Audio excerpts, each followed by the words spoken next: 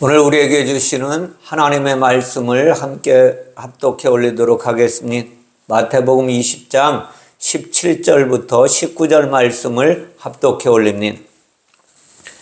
예수께서 예루살렘으로 올라가려 하실 때에 12 제자를 따로 데리시고 길에서 이르시되 보라, 우리가 예루살렘으로 올라가노니 인자가 대제사장들과 서기관들에게 넘어짐에 그들이 죽이기로 결의하고 이방인들에게 넘겨주어 그를 조롱하며 채찍질하며 십자가에 못 박게 할 것이나 제3일에 살아나리라. 아멘. 인자의 죽음과 부활이라는 제목으로 오늘 하나님의 교훈을 함께 나누길 원합니다.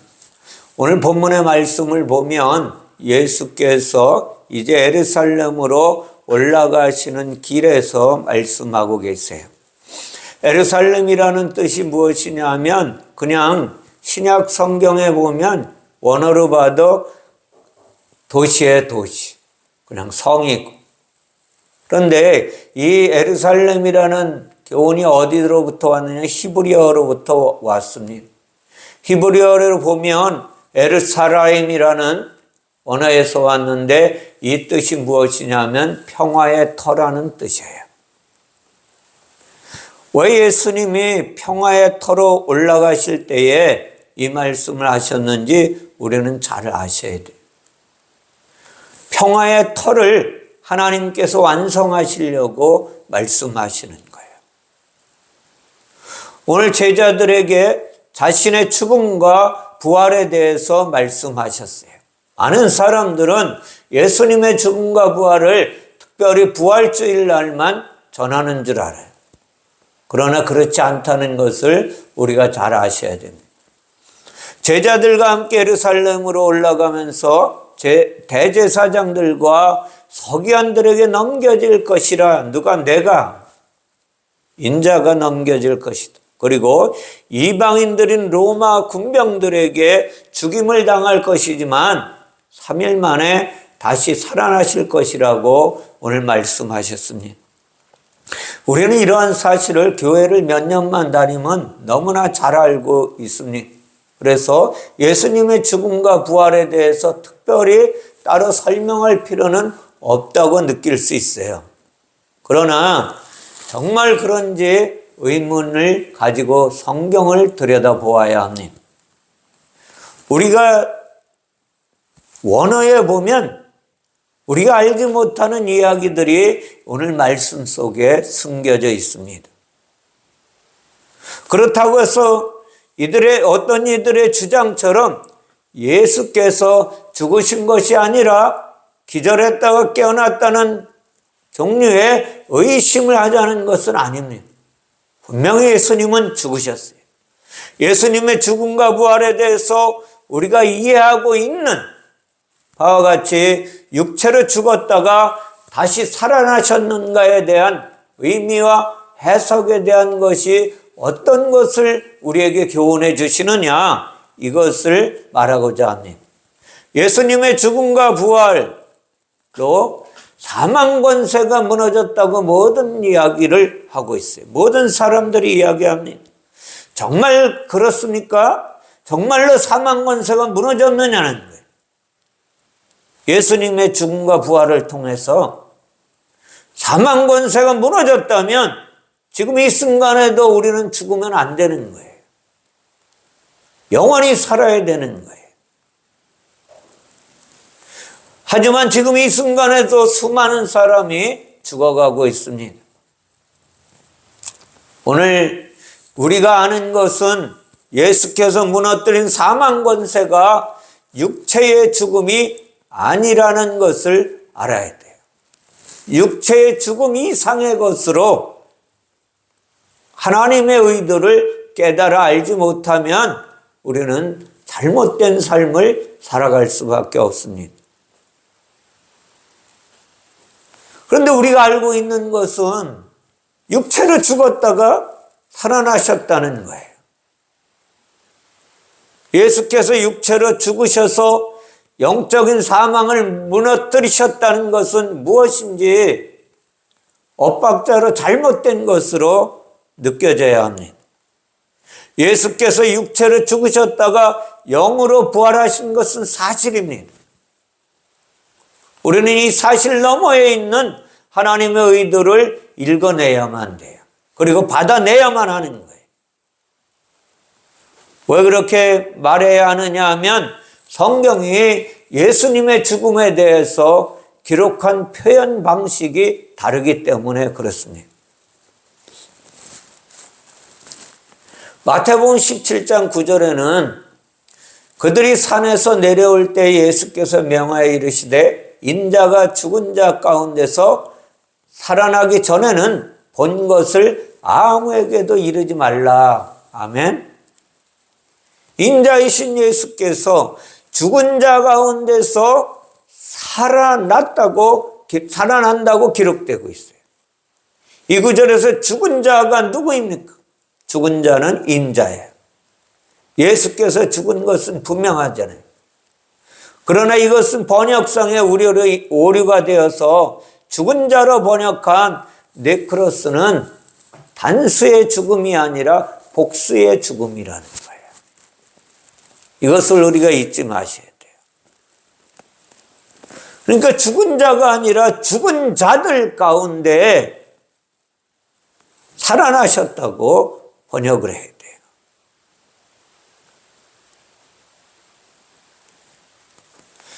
죽은 자들이니까 죽음의 주체는 예수 그리스도가 아니라는 거예요. 물론 분명히 예수님도 죽으셨어요. 예수님의 육체도 죽으신 건 사실입니다. 그런데 예수께서 부활하신 것은 예수님의 죽으심에서 부활하신 것이 아니고 죽은 자들 가운데에서 부활하셨다는 거예요. 좀 이 말이 처음 들어보면 아이러니한 이야기가 될 수도 있는 거예요. 예수님은 분명히 육체로 죽었다가 부활을 하셨습니다. 그 죽음과 부활에 대해 예수께서 설명하신 바는 그냥 당신의 죽음과 부활 자체에 관한 것이 아니라는 거예요. 죽은 자들과의 관계 속에서 자신의 죽음과 부활을 말씀하고 계시다는 거예요. 신약 성경의 모든 곳에서 예수님의 죽음과 부활을 설명할 때 복수의 죽음인 네크로스를 사용하고 있습니다. 그럼에도 성경의 번역자들은 복수 단어를 단수로 번역해버리고 말았어요. 언어의 능력의 부족으로 인해서 그렇게 된 것은 아니라고 봅니다. 예수님의 죽음과 부활에만 초점을 맞춘 거예요. 그러다 보니까 단수로 기록해 놓고 말은 거예요. 예수님의 죽음과 부활이 죽은 자들과 어떤 관계가 있는가에 대한 예수님의 의도를 눈치채지 못한 것입니다. 우리말에도 죽음에 대한 많은 표현들이 있습니다. 각각의 표현은 동일한 죽음에 대한 이야기지만 해석은 다르게 해석될 수 있다는 거예요. 다시 말하면 살해당한 사람이 있다면 자신이 의도하지 않게 죽었다는 것이죠. 그죠? 누구에게 살해당했다면 내가 건강함에도 불구하고 자신이 의도하지 않은 죽음을 또 죽음을 말하고 있어요. 그리고 또 자살했다고 하면 그 사람은 스스로 자기가 죽은 거예요. 스스로. 객사했다고 하면 집에서 나가서 저 밖에 가서 죽었다는 것을 말합니다. 전사했다고 하면 그 죽음은 전쟁터에서 죽은 것입니다.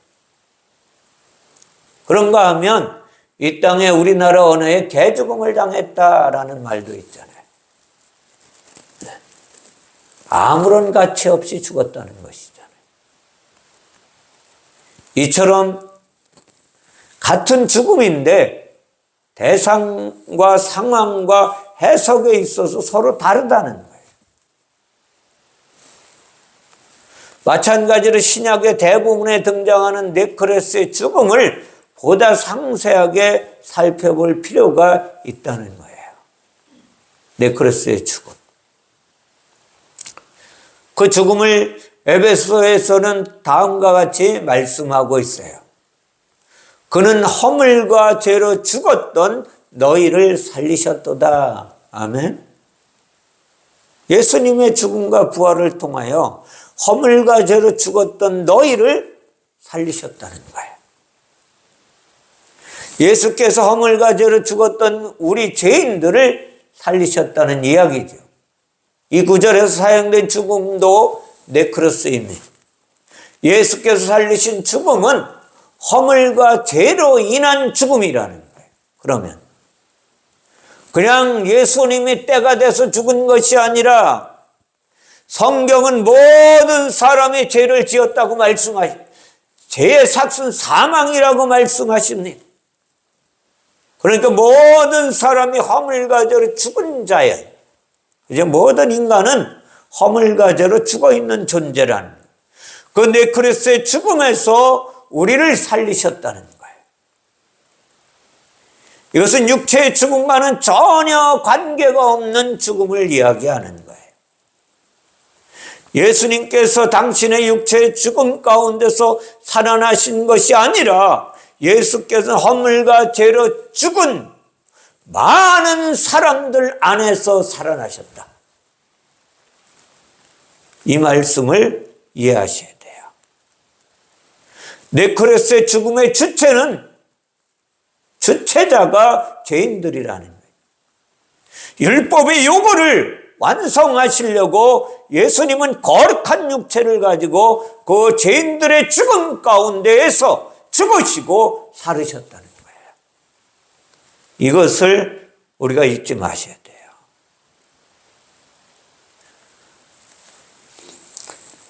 그 예수님의 죽음 가운데는 많은 의미가 담겨져 있는 거예요.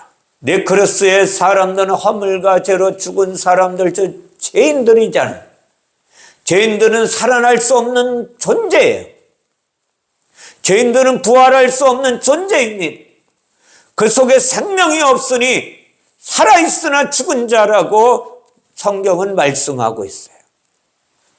그런데 예수님은 살아나시고 부활하셨어요. 그러므로 예수님은 네크레스들 안에 포함되지 않은 것이 분명하다는 거예요.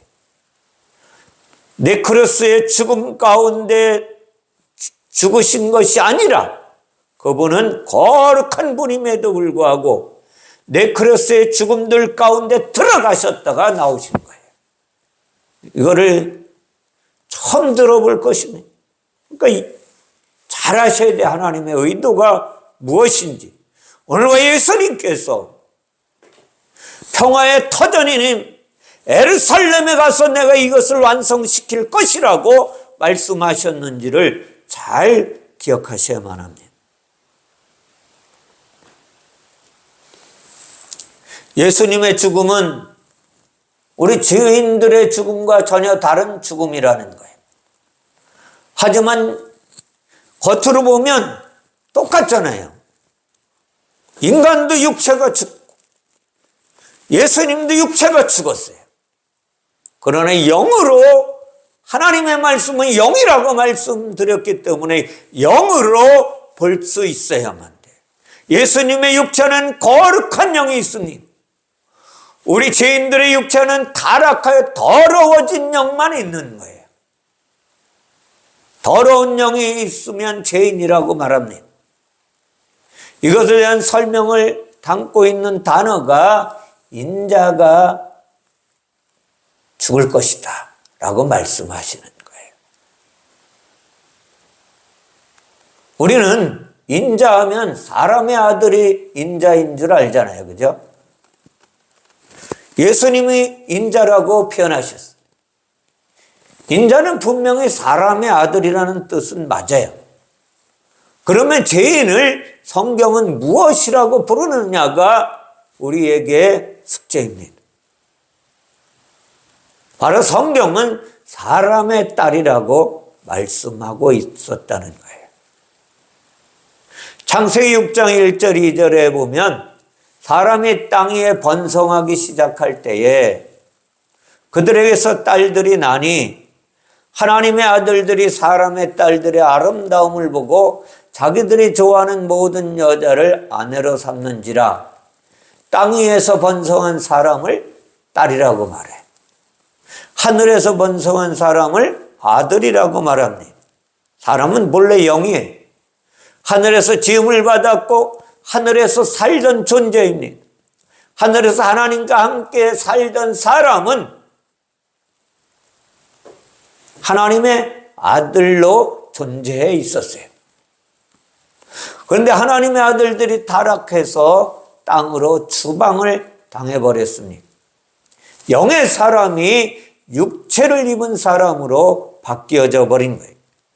육체를 입은 타락한 영의 사람은 성경은 사람의 아들이라고 하지 않고 사람의 딸이라고 말하고 있는 거예요.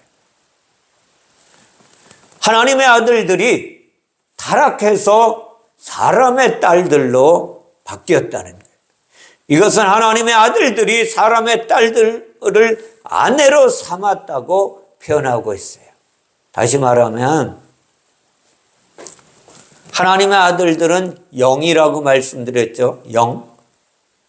영이 무엇을 과 하나 됐다는 거예요? 육체와 하나 되었다. 타락한 영이 이것을 이야기하는 거예요. 영의 아들들이 육체를 입은 것은 사람의 딸들이라고 표현하고 있어요. 그러면 인자는 무엇입니까? 인자 사람의 아들 맞잖아요. 사람은 육체라는 뜻입니다. 아들은 거룩한 영이라는 뜻입니다. 그래서 인자는 거룩하신 하나님이 육체를 입은 것을 가리키는 거예요. 육체를 입고 오신 예수께서 거룩한 영을 가지신 하나님이라는 뜻이 인자예요. 그러므로 예수님은 인자이고 거룩한 영의 하나님이십니다. 영은 죽을 수가 없어요. 하물며 거룩한 영이신 예수께서 죽으실 수 없다는 것입니다. 하나님은 영원하신 생명이시니 더욱 죽을 수가 없는 분입니다. 그런데 사람의 딸들, 즉 죄인을 구원하려면 제사함의 제물이 필요한 거예요. 제사함이 있으려면 피 흘림이 필요한 것이잖아요. 이것이 하나님께서 정하신 법이지 그저 이스라엘 백성들이 정한 법이 아니라는 것을 아셔야만 돼요. 세상에는 거룩한 피가 없는 거예요.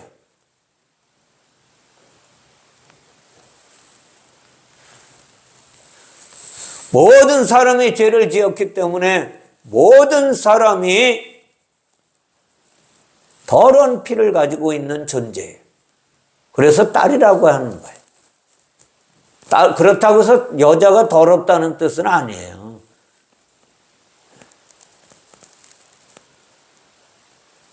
죄인들의 죄를 씻기 위해서 거룩한 피를 가진 사람이 필요한 것입니다. 누구에게? 하나님에게 필요한 거예요.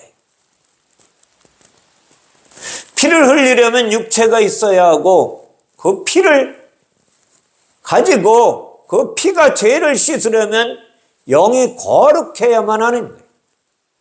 육체를 가진 사람으로서 영이 거룩한 자를 인자, 즉 사람의 아들이라고 성경은 표현해 내시는 것입니다. 예수께서 거룩한 영을 육체에 담고 오신 인자라는 것을 잊지 마셔야 돼요. 하나님의 아들과 사람의 딸들과 아들의 관계에 대해서 설명해 주고 있는 것입니다. 하나님의 아들은 거룩한 영을 가진 사람의 딸은 육체에 담긴 더러운 영을 말씀하고 있는 거예요. 사람의 아들 즉 인자는 육체에 담겨져 있는 거룩한 영을 가지고 있는 하나님입니다. 사람의 딸을 구원하려면 사람이 사람의 아들이 죽어야만 하는데, 거룩한 피를 흘려야 하는데, 사람의 죄는 사람의 피로 씻어야 하기 때문에 사람이 필요한 거예요. 왜? 하나님이 약속하셨기 때문에. 성경은 하나님이 약속하시고 하나님이 이루시는 거예요. 사람의 죄를 동물의 피로 씻는 것은 율법의 제사법은 불법이라는 걸 아셔야 돼요. 더러운 영을 구원하려면 거룩한 영이 있어야만 하는 것입니다. 거룩한 영이 죽어야 더러운 영을 구원할 수 있는 거예요. 그런데 앞에서 말한 바와 같이 영은 죽지 않잖아요. 그래서 육체가 되어서 하나님이 이 땅에 오신 것입니다. 하나님은 영이십니다. 천국은 영의 나라예요. 하나님의 아들은 거룩한 영이라고 말씀드렸어요. 하나님의 아들들이던 사람이 타락하여 더러운 영이 되었습니다. 그래서 물질 세계가 이 땅에 창조된 것입니다. 더러운 영을 격리시키고 더러운 영을 가두어 놓으려고 하나님이 그렇게 하신 거예요. 더러운 영은 육체의 결박당해 물질 세상에 감금되어 있다는 사실을 기억하셔야만 돼요. 이 세상에 추방되어 온 모든 육체의 사람들은 죄인입니다. 나면서부터 죄인이에요. 태어나서 죄를 지어서 죄인이 된 것이 아니라 태어나자마자 죄인입니다. 성경은 죄의 삭은 사망이라고 하나님은 결정해 놓으셨습니다. 육체가 사망입니다. 육체가 네크레스의 죽음인 것입니다. 영이 육체를 입었다는 것 자체가 죽었다는 것을 의미하기 때문에 성경은 살아있으나 죽은 자다라고 말씀하고 있는 거예요. 우리는 아기가 태어나면 새 생명이 태어났다고 기뻐하잖아요. 이제 그리고 축복하잖아요. 그러나 영으로 보면 육체로 태어난 영은 타락하고 더러운 영이고 이미 죽은 영이라는 것을 기억하셔야만 돼요. 예수님은 인자로 이 땅에 오셨다고 말씀하고 있습니다. 예수님도 죄인인 우리와 한결같이 육체를 입고 이 세상에 오셨어요. 육체를 입으셨으니까 예수님도 거룩한 영이시지만 사망이 되는 것입니다. 원하든 원치 않든 누구나 육체를 입은 존재는 죽어야만 되는 거예요. 예수님은 거룩한 영이라서 네크로스의 죽음이 아니라는 걸 아셔야 돼요. 그러면도 육체를 입으셔서 외형상으로는 네크로스로 보이지만 네크로스가 되셔서 오셨지만 영적으로 보면 네크로스의 죽음이 아니라는 걸 아셔야만 돼요. 네크로스의 죽음 가운데에서 죽음을 맛보러 오신 하나님이십니다.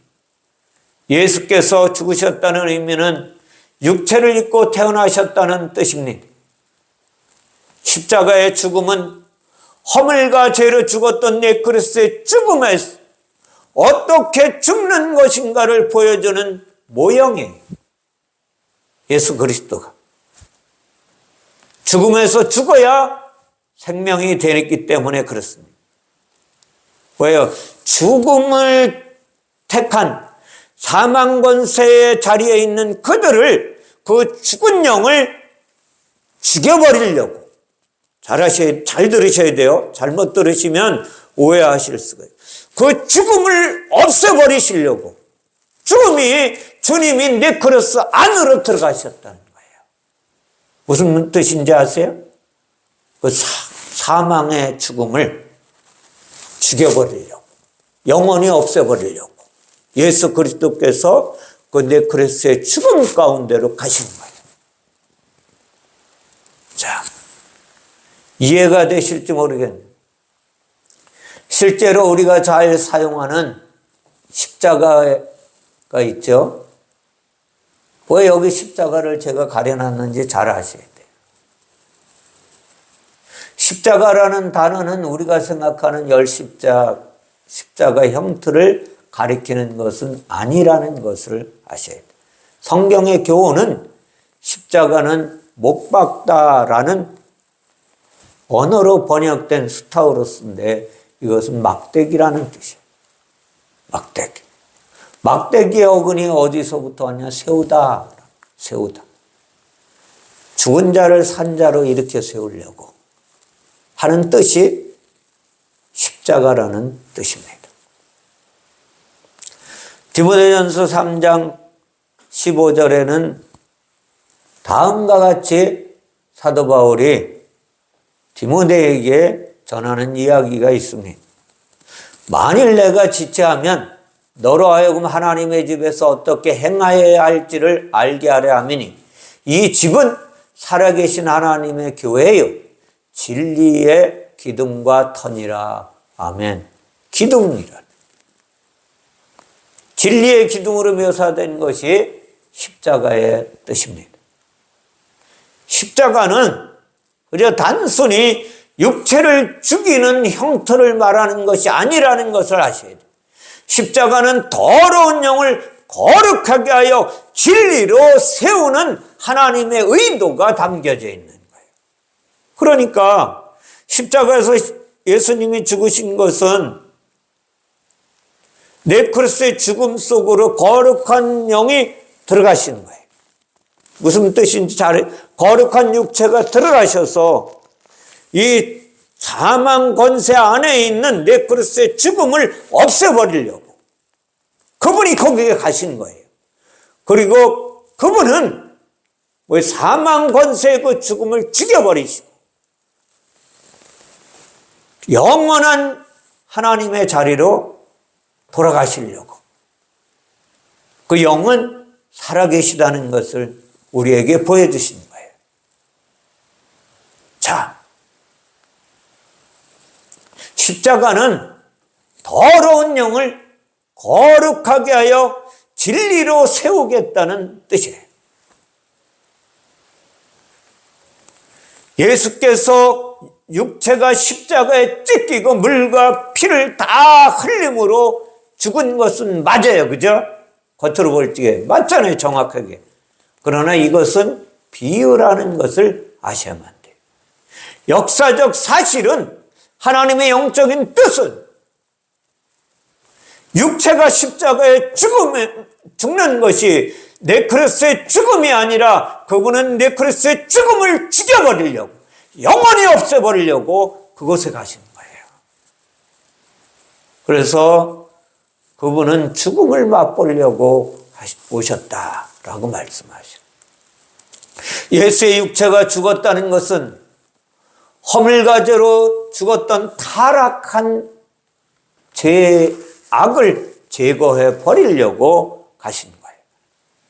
육체가 죄요, 육체가 있는 게 타락이요, 더러움이요, 형벌이요, 사망인 것을 우리는 자세히 설명해서 알 수 있습니다. 예수님의 죽음은 이미 육체로 태어난 순간 시작되는 것이지만 허물과 죄로 죽은 것의 표상인 육체가 십자가에 죽었을 때의 예수님의 죽음은 막을 내리게 되었어요. 죽음이 죽었으니까 부활이 오는 거예요. 잘 아셔야 돼요. 죽음을 죽여버렸으니까 영원한 부활의 삶을 사는 거예요. 예수께서 죽은 자들 가운데 사흘 만에 살아나시겠다고 말씀하시고 그렇게 행하셨어요. 그죠? 돌무덤 속에서 3일간 있었다는 의미를 가르쳐 주는 것이 아니라는 사실을 아셔야만 돼요. 하나님은 영이셨습니다. 하나님은 영이신데 육체를 입고 사람으로 태어나셨어요. 이것이 하나님이 사람으로 태어나신 것이 죽음의 첫째 날이라는 걸 알고 계셔야 됩니다. 그리고 예수님은 30년간 사람의 딸처럼 사생애를 지내셨잖아요. 그죠? 하나님의 일을 행하시지 않았어요. 30년간. 이것이 죽음의 둘째 날을 가리키는 거예요. 그리고 3년 반 동안 그분이 아들로 사셨고 그 끝에 십자가를 담당해 내신 것입니다. 이것은 예수님의 죽음의 셋째 날을 가리키는 거예요. 예수님은 하나님의 아들로, 사람의 딸로, 사람의 아들로 세 날을 사셨습니다. 그 육체가 세 날이 죽은 지 사흘의 의미로 말씀하고 계시는 거예요. 예루살렘은 구약의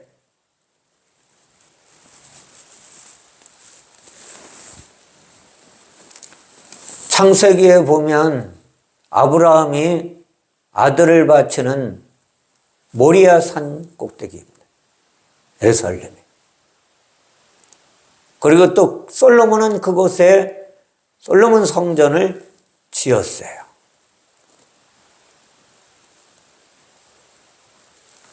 솔로몬이 그곳에 성전을 짓게 된 것은 아버지 다윗으로부터 오르난의 타작마당을 사서 솔로몬의 성전을 지으라고 유언했기 때문에 그렇게 했습니다.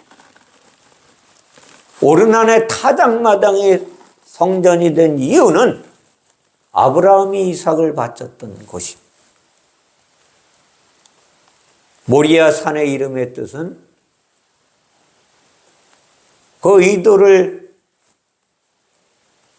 찾아가 보면 하나님이 보이는 곳이다 라는 뜻이에요. 여호와 이레 역시 하나님을 본다는 뜻입니다. 하나님을 볼 수 있는 곳이 모리아 산이고 솔로몬 성전이고 예루살렘이라는 거예요. 예루살렘의 이름은 평강에 내려오는 곳입니다. 평화의 터라고 말씀드렸죠. 평강에 하나님이 오는 곳이 예루살렘이고 그 내려오는 평강은 예수 그리스도라는 것이. 예수께서 십자가에서 제물로 바쳐져야 하나님의 평강이 완성되는 거예요. 예루살렘의 뜻이 이루어진다는 것입니다. 그래서 예수님은 예루살렘에 올라가서 진리의 기둥에 세 번째 죽음을 완성시키는 거예요. 그래서 예수님은 예루살렘에 올라가서 진리의 기둥의 세 번째 죽음을 완성하시겠다는 것입니다. 그리고 완성하셨어요. 그래야 영원한 하나님이신 것을, 그리스도이신 것을, 그 성령으로 다시 오신다는 것을 우리에게 말씀하셨듯이 지금 이 시대는 저 여러분이 그분이 다시 오시겠다고 하신 부활하신 성령, 거룩한 영으로 우리 안에 오셔서 우리를 가르치시고 다스리시고 인도하시기 위해서 그분이 죽음과 부활을 말씀하셨던 것입니다. 예수께서 대제사장과 서기관들에게 고난을 받은 이유는 간단합니다. 대제사장은 제사장의 머리잖아요. 그죠? 제사장은 거룩한 자이, 거룩한 자의 머리는 예수 그리스도이십니다. 서기관은 하나님의 말씀을 기록한 자이고 말씀의 뜻입니다. 대제사장과 서기관은 율법에 하나님의 어린 양이 제물로 드려져야 한다고 기록된 말씀을 따라 제사를 드리는 자들입니다. 그러니까 대제사장도 누구예요? 결국은 예수 그리스도를 가리키는 거예요. 서기관도 말씀에 따라서 죽어야 하니까 예수 그리스도를 표징하고 있는 거예요. 하나님이신 예수께서 스스로 결정하고 율법에 기록하고 기록한 대로 어린 양이 되셔서 죽음으로 구원을 완성하시기 위하여 오늘 말씀하시고 그분이 말씀하신 대로 십자가에서 죽으시고 부활하시고 성령으로 다시 우리에게 오셔서 그가 나다 라고 오늘 말씀하시는 거예요. 그 인자가 나라고 말씀하시는 것입니다. 히브리서 7장 27절에 다음과 같이 말씀하고 있습니다.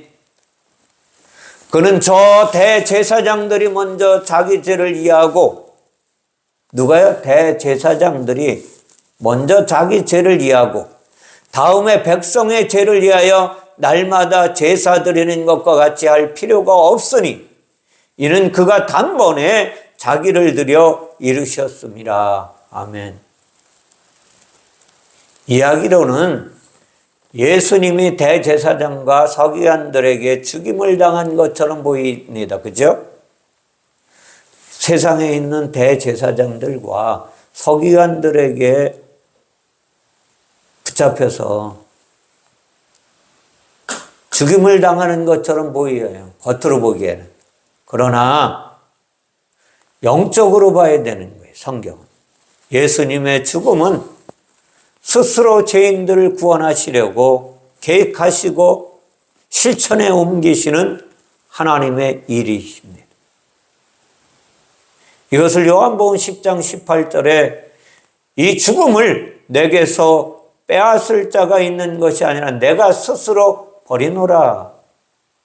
무엇을? 내 생명을 내게서 누가 빼앗아갈 자가 있는 것이 아니라 스스로 버리는 것이다. 나는 버릴 권세도 있고 다시 얻을 권세도 있으니 이 계명은 내 아버지에게서 받았노라 하시니라. 아멘. 자, 오늘 하나님이 인자의 죽음과 부활이라는 제목으로 하나님의 교훈을 우리에게 허락하십니다. 하나님은 영이십니다. 살아나리라 라고 말씀하셨잖아요. 그죠? 살아나리라. 언어에 보면 아니스템이 세우다, 들어올리다 라는 뜻이에요. 이는 아나와 히스테미의 합쳐진 단어입니다. 아나는 이해, 히스테미는 서다, 이룩하다. 다시 말하면 저 하늘 위로 세워질 것이다. 설 것이다. 이룩할 것이다. 누구를? 타락한 영들을 원래 하나님이 만드신 장소로 완전하게 되돌릴 것이다. 주께서 계획하신 일을 하나님이 행하시겠다는 것입니다. 하나님은 영이십니다. 영이신 하나님께서 죄인을 구원하시려고 인자로 오셔서 죄인인 저와 여러분의 죽음 가운데에서 죽으시고, 하나님은 영이신지라 영이신 하나님으로 존재하시겠다는 거예요. 그 죽음을 죽여버리고, 우리의 죽음을 죽여버리고, 죄인들의 죽음을 죽여버리고 없애버리시고 영원하신 하나님의 자리로 돌아가시는 것이 하나님의 뜻입니다. 그러면 왜 하나님께서 스스로 죄인인 저와 여러분의 죽음 가운데 죽으시고 그분이 살으셨느냐? 겉으로 보일 적에는 죽으시고 살으셨느냐? 왜 그러셨을까요? 전능하심에도 불구하고 왜 그렇게 하셨느냐는 거예요. 왜 그렇게 죽으시고 부활하셔야만 됐느냐? 그분은 사랑이시기 때문에 그렇게 하셨다는 것입니다. 하나님은 사랑이시라. 너희가 먼저 하나님을 사랑한 것이 아니라 그가 너희를 사랑하셨으니. 우리가 아직 죄인 되었을 때에 우리를 위하여 아들을 죽이심으로 우리를 향하신 하나님의 사랑을 확증해내신 하나님, 그 하나님의 사랑을 우리에게 보이시려고, 전하시려고, 증거하시려고, 실천에 옮기시려고 하나님께서 육체를 입고 이 땅에 오셔서 죽으시고 부활하셨다고 말씀하시고 그렇게 하신 거예요. 사랑하는 성도 여러분, 하나님의 소원은 저와 여러분 모두를 죽음 가운데서 살리시기 위하여 십자가를 지셨습니다. 이는 죽었던 우리의 영을 살려 하나님의 아들의 자리에 영원토록 함께 하시기 위한 하나님의 계획이자 하나님의 실천이었습니다. 이 놀라운 하나님의 사랑은 오늘 성령으로 우리 가운데 그분이 오셔야만 깨닫게 되는 거예요. 성령으로 그분이 오셔서 우리의 은혜의 은혜로 축복하셔야만 가능하다는 거예요. 오늘 왜 거룩한 날을 정해놓고 우리가 하나님을 예배하는지를 잘 아셔야 돼요. 오늘 죽음과 부활의 근원이신 그분이 친히 그 길을 걸어가시고 성령으로 우리를 영원한 하나님의 아들의 자리로 세우시려고 십자가를 지시고 그 죽음 가운데서 죽은 자들 가운데서 영원한 하나님으로 사시고 존재하시고 역사하시는 거예요. 평강에 하나님께서 우리에게 하나님의 평강을 누리게 하시려고 죽으시고 부활하셨던 것입니다. 그분의 죽음은 우리 죄인의 죽음과 같이 보이지만 다르다는 것을 잊지 마셔야 돼요.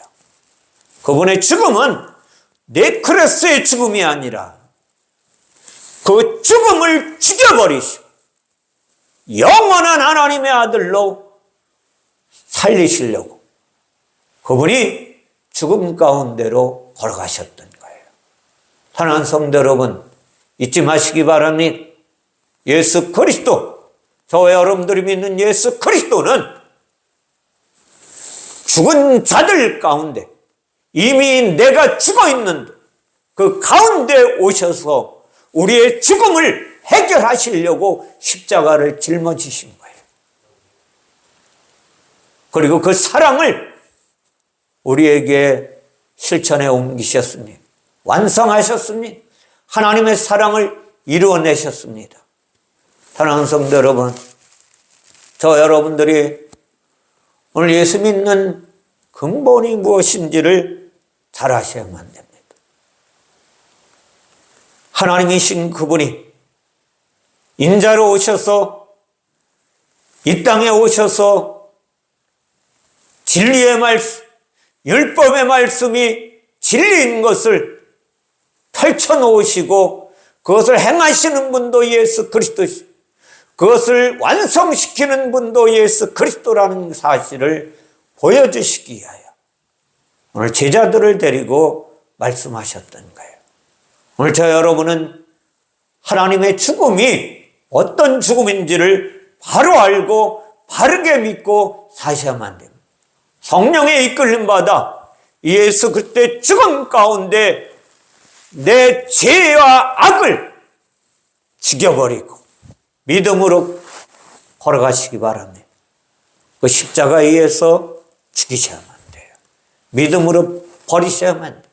그리고 그리스도와 함께 영원한 하나님의 아들로 살아내는 놀라운 역사가 일어남으로 말미암아 성령의 이끌림 받아 한 주간 동안에 나 자신을 이겨내는, 나 자신과 싸워서 이겨내는, 그리고 하나님의 기쁨이 내 기쁨이요 하나님의 능력이 내 능력이요 하나님의 놀라우신 사랑이 내 안에 넘쳐 흘러서 나를 만나는 모든 이들에게 주의 사랑을 증거해내는 그리스도인으로 살아가시기를 주님의 이름으로 축원을 드립니다.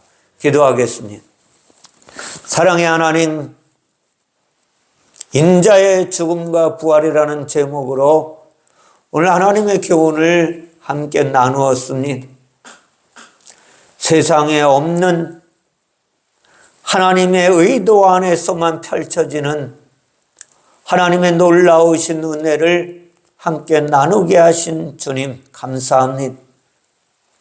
오늘 이후로 우리는 예수 그리스도께서 십자가에 죽으신 그 죽음은 겉으로 보기엔 우리와 똑같은 죽음 같지만 내 그리스도의 죽음 가운데 있는 우리들 가운데 오셔서 우리가 죽어야 하는 그 죽음을 죽여버리시고 영원한 하나님의 아들로 세우시려고 십자가를 짊어지신 하나님의 그 놀라우신 사랑과 은혜를 기억하게 하옵소서. 그리고 성령으로 우리를 그냥 외면하지 마시고 버려두지 마시고 주님의 이름을 부를 때마다 오셔서 통치하시고 다스리시고 선한 길로 인도하사 하늘의 평강을 누리며 살아가는 주인공들이 되어질 수 있도록 축복하여 주시기를 원하오며 거룩하신 예수님의 이름으로 기도하옵나이다. 아멘.